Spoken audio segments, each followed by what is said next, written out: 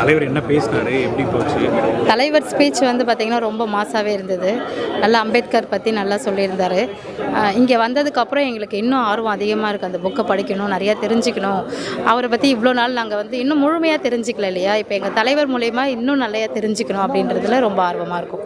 அம்பேத்கர் பற்றி என்ன சொன்னார்? அதான் அம்பேத்கர் அவர் வந்து அவருடைய அப்லிஃப்ட்மெண்ட்காக என்னென்ன பண்ணியிருக்காங்க, அந்த தலித்காக பண்ண தியாகங்கள், அப்புறம் அவர் ஸ்டடீஸ்க்கு வந்து சாதாரணமாக அவருக்கு கிடைக்கல, அது போராடி தான் அவருக்கு கிடைச்சிது. ஸோ அதில் அவர் எவ்வளோலாம் கஷ்டப்பட்டார் அப்படின்றத பற்றியும் சொல்லியிருந்தார். எங்களுக்கு இங்கே வந்து நிறையா தெரிஞ்சுக்கிட்டோம். வெறும் புத்தக வெளியீடு மட்டும் இருந்துச்சுன்னா இல்லை கட்சிகளை பற்றி அந்த மாதிரி? அதாவது கட்சிகள் சொல்கிறத விட இந்த புத்தக வெளியீட்டு அது மூலியமாக வந்து அரசியலை பற்றி எங்களுக்கு வந்து இதுக்கு முன்னாடி இருந்த சிந்தனைகள்லாம் வேறு மாதிரி அரசியல் சிந்தனைகள்லாம் இப்போலாம் பார்த்தீங்கன்னாக்கா எங்களுக்கு எங்கள் தளபதி வந்ததுக்கப்புறம் தான் சொல்கிறோம். ஏன்னா அவர் வந்து எங்களுக்கு இந்த 2 தடவை ஒரு மாநாடு, அதுக்கப்புறம் இந்த ஸ்பீச்லேயே வந்து எங்களை ஓப்பனப் ஆக்கி விட்டார்.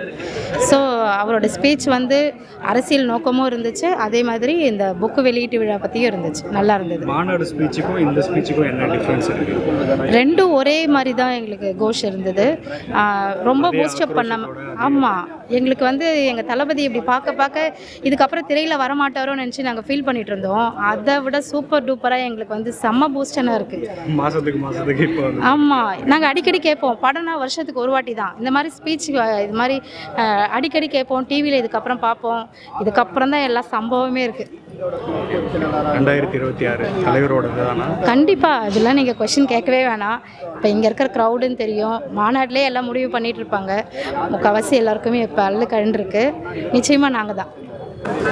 பிறப்புக்கும் எல்லா இருக்குங்கிற ஐயன் வள்ளுவனுடைய தத்துவத்தை தாங்கி தமிழக வெற்றிக் கழகம் என்ற கட்சியின் தலைவராக இருக்கக்கூடிய தளபதி விஜய் அவர்கள் வந்து இன்றைக்கு அண்ணன் ஆதவ் அர்ஜுனா அவர்கள்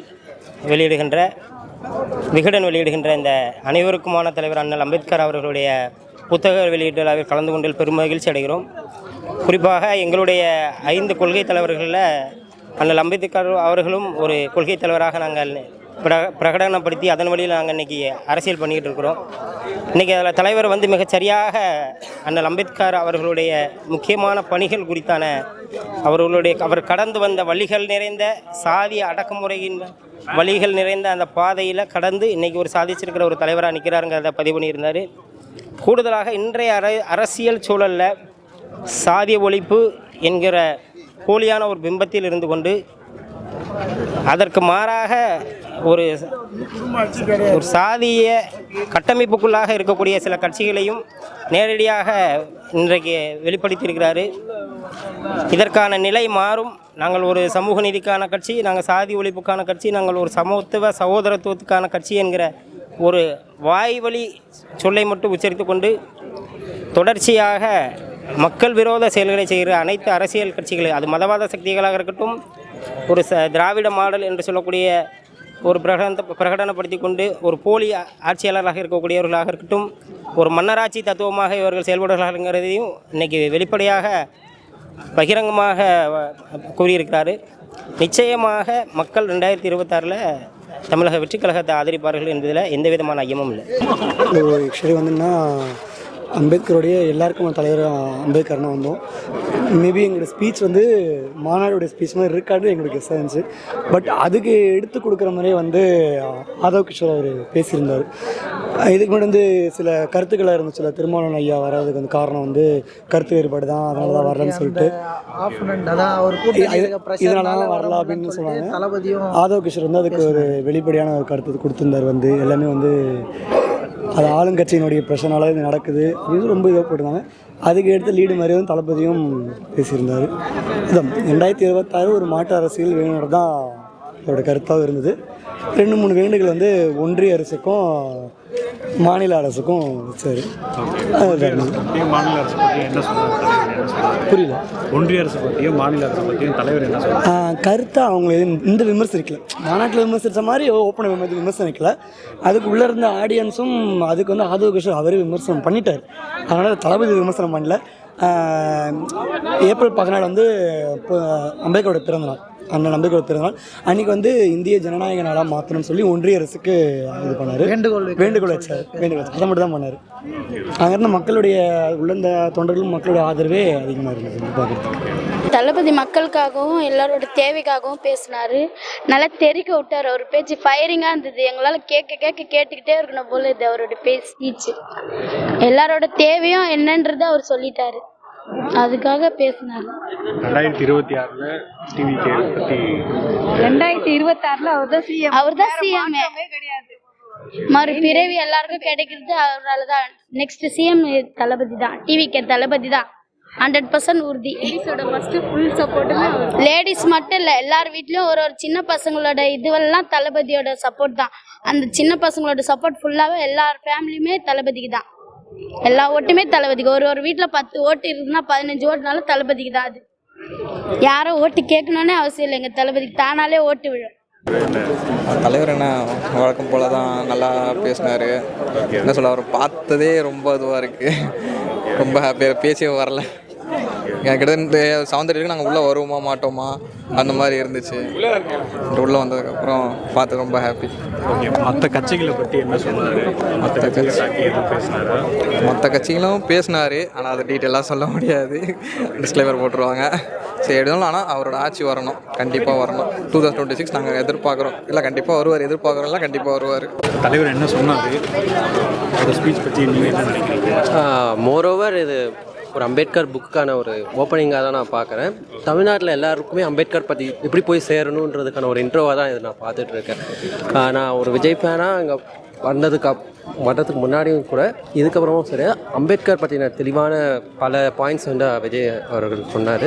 அது ரொம்பவே பார்க்க ரொம்ப சந்தோஷமாக இருந்துச்சு. ஒரு அம்பேத்கர் படிச்சுட்டு அதை வந்து அவர் எப்படி புரிஞ்சிருக்காரு, மக்களுக்கு எப்படி கொண்டு போய் சேர்க்குறாங்கிற ஒரு பாயிண்ட் இருக்குல்ல, அது மிகவும் ரொம்ப அருமையாக இருந்துச்சு. இன்னும் ஸ்பீச் ரொம்ப அங்கேருந்து கேட்டுருக்கும் போது ரொம்ப ஃபயராக இருந்துச்சு. பார்க்க எங்கள் எல்லாருக்குமே பூஸ்பம் இருந்துச்சு நான் சொல்லணும். ரொம்ப நல்லா இருந்துச்சு ஸ்பீச். ஆக்சுவலி நீங்கள் எப்படிலாம் பேசுவாருன்னு சொல்லிட்டு எக்ஸ்பெக்ட் பண்ணீங்களா? இந்த அளவுக்கு அம்பேத்கரை பற்றி இவ்வளோ பேசுவார் நாங்கள் எதிர்பார்க்கல. அவர் வந்து அம்பேத்கர் பற்றி படிச்சிருப்பாருன்னு தெரியணும் எனக்கு. பட் இவ்வளோ எக்ஸ்டென்சிவாக உள்ளே போய் படிச்சிருப்பாரு நாங்கள் எதிர்பார்க்கல. உள்ளே சொன்ன பாயிண்ட்ஸுமே நிறைய கீ பாயிண்ட்ஸாக இருந்துச்சு. வெயிட்டிங் ஃபார் வீசான்னு சொல்லிட்டு ஒரு பகுதியிலேருந்து ஒரு கதையை வந்து அவர் சொன்னார். அவர் சொல்ல விதமும் ரொம்ப நல்லா இருந்துச்சு. மக்களுக்கு எல்லாருக்கும் புரியும் வகையில் எளிமையாக சொன்னார். அது ரொம்ப நல்லா இருந்துச்சு. எப்படி கொண்டு போய் சேர்க்கணுன்ற ஒரு பாயிண்ட் இருக்குல்ல, அது ரொம்ப நல்லா இருந்துச்சு. அம்பேத்கரை நீங்கள் படிச்சிருப்பீங்க. ஆமாம். நீங்கள் அவரோட புரிதல் வந்து எப்படி இருக்கிறதா நீங்கள் நினைக்கிறீங்க?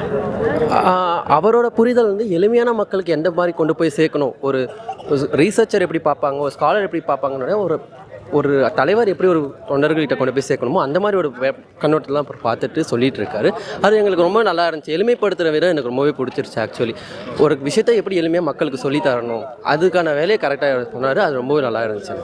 எல்லாருக்குமான தலைவராகவும் நூல் வெளியீட்டுள்ளாகவும் வந்திருக்கும் அனைத்து நூலுக்கும் இந்த நூலுக்கு வந்து சிறப்பு அம்சங்கள் எல்லாத்தையும் வந்து ஆதவ அர்ஜுன் எல்லாம் வெளியிட்டாப்புல, அவர் மூலியமாக வெளியிட்டாப்புல. தளபதி அதை வந்து எல்லார் கையாலையும் கொடுத்தது எங்களுக்கு ரொம்ப மகிழ்ச்சியாக இருந்துச்சு. அது மாதிரி வந்து தளபதி வந்து ஏப்ரல் 14 வந்து இந்திய மக்கள் ஜனநாயக நாளாக வந்து அறிவிக்க சொல்லியிருக்காரு. அந்த நாளாக ஒன்றிய அரசிட்ட ஒரு ரெக்வெஸ்ட் வச்சுருக்காரு. அந்த ரெக்வெஸ்ட் வச்சானா அதுவும் எங்களுக்கு ஒரு இதாக இருக்கும். இதன் மூலம் வந்து சமத்துவம் எல்லாமே வந்து சரியாக இருக்கணுங்கிறதுக்கு ஒரு அடித்தளமாக இருக்கார். கொள்கை தலைவராகவும் எங்கள் கட்சி அம்பேத்கரை ஏற்றுருக்கு. இதன் மூலிமா எல்லாரும் சமங்கிறத தளபதி எல்லாத்துக்கும் உறுதி செய்கிறாரு இந்த கோட்பாடு மூலிமா. தலைவர் எதுவும் தொண்டர்களுக்குன்னு தனியாக இப்படி தான் அப்படின்னு சொல்லிட்டு எதுவும் சொல்லியிருக்காரு? இல்லை, இதுவரை எங்களுக்கு அப்படி எதுவும் தனியாலாம் எங்களுக்கு எதுவும் சொல்லலை. நாங்கள் எல்லாருமே நிர்வாகிகள் தான், இது வரைக்கும் அப்படி எதுவும் சொல்லலை. தொண்டர்களுக்கு எந்த இதுவும் இதுவரை சொன்னதில்லை. அந்த மாதிரி ஏதாவது அறிவிப்பு வந்தால் கண்டிப்பாக அடுத்த ஏதாவது நிகழ்வுல கண்டிப்பாக சொல்லுவோம். தளபதி ஸ்பீச் எப்படி இருந்துச்சு? என்ன பேசினார், என்ன சொன்னார்? நம்ம தளபதியோட இது 2வது அரசியல் ஸ்பீச்சு. ஃபஸ்ட்டு ஸ்பீச் மாநாட்டில் ஓரளவுக்கு பேசினார். அதுவே வந்து நீங்கள் மனப்பாடம் பண்ணி பேசணுங்க அப்படின்ற மாதிரி சில டாக்லாம் ஓடிச்சு. இப்போ பார்த்தீங்கன்னா நீங்கள் டைரக்ட் அடி தான், ஒரு அரசியல் டைரக்ட் அடி தான் சொல்கிறது. போன வாட்டிய மாநாட்டிலே சொல்லியிருந்தார், இவங்க பேரை சொல்ல மாட்டார், இந்த கட்சி பேரை சொல்ல மாட்டார் அப்படின்ற அதெல்லாம் இல்லாமல் இன்றைக்கி வந்து டைரெக்டாகவே கட்சிகளோட பேரை சொல்லி அவங்க என்னென்ன அவங்களுக்கான எதிர்ப்பை கரெக்டாகவே தெரிவிச்சிருக்காரு. Okay okay. எதிர்கட்சி ஆமாம், எதிர்கட்சி டைரெக்டாகவே விமர்சனம் பண்ணியிருக்காரு. Okay okay. புத்தக வெளியீட்டு விழாவை தாண்டி தொண்டர்களுக்குன்னு எதனாவது பர்டிகுலராக சொன்னாரா? மெயின் வந்து இனி வந்தது வந்து அம்பேத்கருடைய நூல் வெளியீட்டு விழா தான். அவர் தான் நம்ம டிவிகேல ஒரு முக்கியமான கொள்கை தலைவர். இருக்கிற 5 பேரில் அவர் ஒரு முக்கியமான கொள்கை தலைவர். அவருக்கான விழான்றபோது அவரை பற்றி நல்ல விஷயங்களை முன்னுதாரணமாக சொல்லியிருக்காரு. அது முடிஞ்சதுக்கப்புறம் தான் அரசியல் இது ஸ்பீச். நீங்கள் பார்த்தீங்கன்னா இது ஒரு அம்பேத்கருக்கான நிகழ்ச்சி. இதில் எங்கள் தலைவர் கலந்துக்கிறது வந்து பெரிய ஒரு அரசியலோட ஆரம்பம்னு நினைக்கிறேன். அவரோட ஸ்பீச் பார்த்தீங்கன்னா ஒரு தெளிவாக இருந்தது. 2026க்கான வேலையை வந்து இப்போவே எங்கள் தலைவர் ஸ்டார்ட் பண்ணுறான்னு நினைக்கிறேன். கண்டிப்பாக எல்லோரும் எதிர்பார்க்குற ஆட்சி 2026 எங்கள் தலைவர் தலைமையில் கண்டிப்பாக அமையும். நாங்கள் எல்லாமே அதுக்கு தான் எதிர்பார்த்துட்டு அதுக்காக உழைக்கிறதுக்கு ரெடியாக இருக்கோம். தலைவர் என்ன சொன்னாலும் 24 மணி நேரமும் நாங்கள் உழைக்கிறதுக்கு ரெடியாக இருக்கோம். It was a wonderful speech. We all came for Vijay sir and Adhav Arjun sir. It was lovely to see all of them together on the dais, and it was a respectful evening for Mr. Ambedkar, and we look forward to a bright future. Thank you. Say thanks. Thank you sir. இந்த நிகழ்ச்சி வந்து ரொம்ப அருமையாக இருந்துச்சு sir. அதில் வந்து அதுவும் எங்களுக்கு வந்து நாங்கள் பங்கெடுத்துக்கிறத வந்து நாங்கள் ஒரு பெருமையாக நினைக்கிறோம். அதில் வந்து ஹைலைட்ஸ் பார்த்திங்கன்னா விஜய் சாரோட ஹைலைட்ஸ். அடுத்த முதல்வர் அவர் தான் சார். அதில் எந்த மாற்றமும் இல்லை. அவர் கொண்டு போன விஷயம், அவர் பேசின நேரம் ரொம்ப கம்மி சார். ஆனால் அவர் சொன்ன விஷயங்கள் மக்களுக்கு ரொம்ப ஈஸியாக ரீச் ஆகிடுது. திருமாவளவன் சார் வராததுக்கு காரணத்தை அழகாக எடுத்து சொல்லி அது எதனாலன்றதை சொன்னது வந்து ஒரு பெரிய விஷயம். மற்ற கட்சிகளை பற்றி என்ன சார் சொன்னார்? சார் மற்ற கட்சிகளை பற்றி அவர் வந்து அணித்தரமாக இப்போ இருக்கிற கட்சி என்னன்றதை வந்து அதை தைரியமாக ஃபேஸ் டு ஃபேஸ் சிங்கம் போல சொன்னார். We look like lion. அவர் லைன் மாதிரி பார்த்தோம். It was excellent, nice. Okay. So அவர் தான் சார் அடுத்த முதல்வர். அதில் எந்த மாற்றமும் இல்லை. மக்களோட கருத்தும் அதுதான் 99% இருக்கும். Thank you sir. திண்டுக்கல்லேருந்து எல்லாம் வந்திருக்கோம். திண்டுக்கல் கிழக்கு மாவட்டத்திலேருந்து வந்திருக்கோம். தலைவர் கிழக்கு மாவட்ட தலைவர் எம்எல் தேவா தலைமையில் வந்திருக்கோம். ஸோ இது சிறப்பான ஒரு நிகழ்வு. ஏன்னா தளபதியோட 2வது ஒரு பப்ளிக்கில் ஒரு பெரிய நூல் வெளியீட்டுலாம் வந்திருக்காங்க. ஸோ கொள்கை தலைவர் அம்பேத்கரோட எங்களோட கொள்கை தலைவராக இருக்காங்க. அதுக்காக ஒரு விழாவில் சிறப்பான ஒரு பேச்சு கொடுத்துருக்காங்க. எல்லாம் ரொம்ப மகிழ்ச்சியாக அவர் சொன்ன விஷயத்தை கேட்டு போயிருக்கோம். ரொம்ப இந்த விழாவை அமைச்சு கொடுத்த ஆனந்த விகடனுக்கு நாங்கள் திண்டுக்கல் கிழக்கு மாவட்ட சார்பாக நன்றியை தெரிவிச்சுக்கிறோம். மாநாட்டில் பேசும்போதே வந்து ஒரு சில விமர்சனம் வச்சாங்க. எப்படின்னா இது பார்த்து படிக்கிறாரு சம்திங், இந்த மாதிரி ஒரு ஷூட்டிங் மாதிரி இருக்குது, பல கோடி செலவு பண்ணி 25 வருஷம் ஷூட்டிங் மாதிரி ஃபுல்லாக ஷூட்டிங் தானே பண்ணிக்கிட்டு இருந்தார். அது பார்வை அவங்களுக்கு அப்படி தான் தெரியும். சரிங்களா? ஷூட்டிங்னு சொல்கிறது தான் பதில் தெளிவாக கொடுத்துட்டாரு. ஷூட்டிங்லேருந்து தான் எல்லாம் வந்தவங்க தமிழகத்தை ஆண்டிருக்காங்க. ஸோ நாங்கள் ஷூட்டிங் பண்ண மாட்டோம், ரியல் ஷூட்டிங்காக இருக்கும். ஏன்னா இந்தமாரி நடக்கிற எல்லாமே ரியல் ஷூட்டிங். இது ரியல் ஷூட் கிடையாது, இதெல்லாம் ரியல் ஷூட். மக்கள் முன்னாடி பேசுகிறார் தளபதி. ஸோ அது வேறு மாதிரி இருக்கும். அரசியல் களமே இது வேறு மாதிரி இருக்கும். இது வேறு மாதிரி ஒரு களம், இளைஞர்கள் களம். இந்த அரசியல் உங்களுக்கும், நீங்கள் பேட்டி இருக்கிற உங்களுக்குமே பிடிச்சிருக்கும், நிச்சயமாக பிடிக்கும். இது எல்லாருக்குமான அரசியல் களமாக இப்போ மாறிக்கிட்டு இருக்கு. தளபதி 2026 100% ஆட்சி அமைப்பார். அதில் எந்த சதவீதமே கிடையாது. சரிங்களா? மெஜாரிட்டி ஆட்சி அமைப்பாங்க. அதுக்கு பயங்கரமான வரவேற்பு நாங்கள் போகிற பக்கம் மக்கள்கிட்ட எல்லா பக்கமும் இருக்குது. ஸோ கண்கூட பார்த்துக்கிட்டு இருக்கோம். ஸோ நெகட்டிவ் தாட்டுக்குள்ளே இல்லை. நாங்கள் எல்லாம் தளபதி சொல்கிற அந்த பாசிட்டிவ் மூவுக்குள்ளே போயிட்டுருக்கோம். நிச்சயமாக எல்லாரோட ஆதரவும் எங்கள் தளபதிக்கு இருக்குது. தமிழக வெற்றி கழகம் மிகப்பெரிய ஆட்சி அமைக்கும். தளபதி ரசிகனாக ஒன்றே ஒன்று தெரியும். தளபதி ரசிகனாகவும் ஃபஸ்ட்டு பெருமைப்படுறேன். தளபதி தொண்டனாக நாங்கள் எல்லாமே பெருமைப்படுறோம். இந்த 2026 எங்கள் தளபதி தான் முதலமைச்சராக கண்டிப்பாக உட்காருவார்ன்றது நாங்கள் ஆணித்தனமாக அடித்து சொல்கிறோம். எங்கள் தொண்டர்களை எல்லாம் உயிர் மூச்சும் உயிர் பேச்சு எல்லாமே எங்கள் தளபதி, எங்கள் தளபதி, எங்கள் தளபதி. இதை வழி நடத்துறது எங்கள் புஷி ஆனந்தண்ணே. அவருக்கும் என்ன சொல்கிறதில்ல, நல்லா உழைக்கிறாங்க. அதுக்கு கண்டிப்பாக பலன் உண்டு. இந்த 2026 எங்கள் தளபதி தான் முதலமைச்சராக ஆவார். தளபதி ரசிகனுக்கும் தொண்டனுக்கும் என்ன வித்தியாசம்? ரெண்டுமே ஒன்று தாங்க. எப்படி ரசிகராக இருந்தோமோ அதை காட்டிலும் பல மடங்கு நாங்கள் ரசிகர் ப்ளஸ் தொண்டராக இருக்கோம்.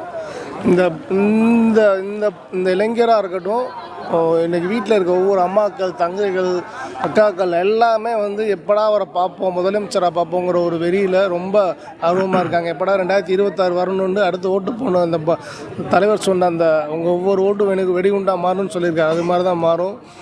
அணுவாக செதறும் ஓட்டு ஃபுல்லாக வந்து பார்த்திங்கன்னா தமிழக வெற்றி கழகத்துக்கு முழுமையாக வந்து சேரும்.